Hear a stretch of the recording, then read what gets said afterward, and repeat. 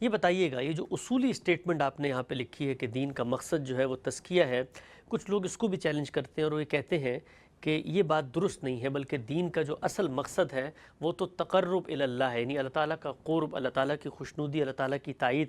اور کچھ مثالیں بھی پیش کی جاتی ہیں، مثلا میں ایک آدھ آپ کی خدمت میں رکھ دیتا ہوں کہ ہم عمرہ کرنے جاتے ہیں، حج کرنے جاتے ہیں تو ہم احرام پہنتے ہیں۔ اب احرام کے اندر بظاہر وہ چیزیں جو تزکیے کے حصول کا ذریعہ بن رہی ہوتی ہیں، پاکیزگی طہارت کا ذریعہ بن رہی ہوتی ہیں، آپ نے بال اور ناخنوں کو تراشنا ہوتا ہے، آپ نے خوشبو لگانی ہوتی ہے، اس سب کو ہم ترک کر کے محض اللہ کے حکم کے آگے سرفکندہ، اللہ کے حکم کے آگے جھک کر اس حکم کی تعمیل کرتے ہیں۔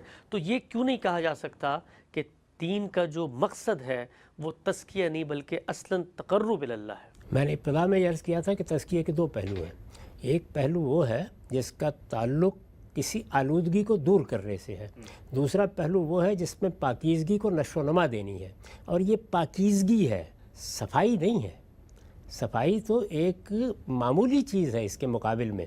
یہ پاکیزگی آپ کے بدن میں بھی چاہیے، یہ آپ کی نفسیات میں بھی چاہیے، یہ آپ کے فکر میں بھی چاہیے، یہ آپ کے عمل میں بھی چاہیے۔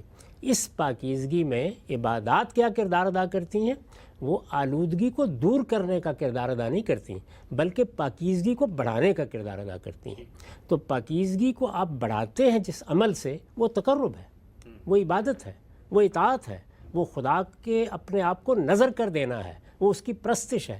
یہ گویا خدا کی معرفت میں اضافہ کرتی ہیں، اور اس طریقے سے جو پاکیزگی خدا کے ساتھ تعلق سے پیدا ہوتی ہے اور بڑھتی ہے، اس چیز کو نشو و نما دینے کا کام کرتی ہیں۔ تو تمام عبادات تزکیے کے مثبت پہلو سے متعلق ہوتی ہیں۔ یہ نقطہ بھی واضح ہوا۔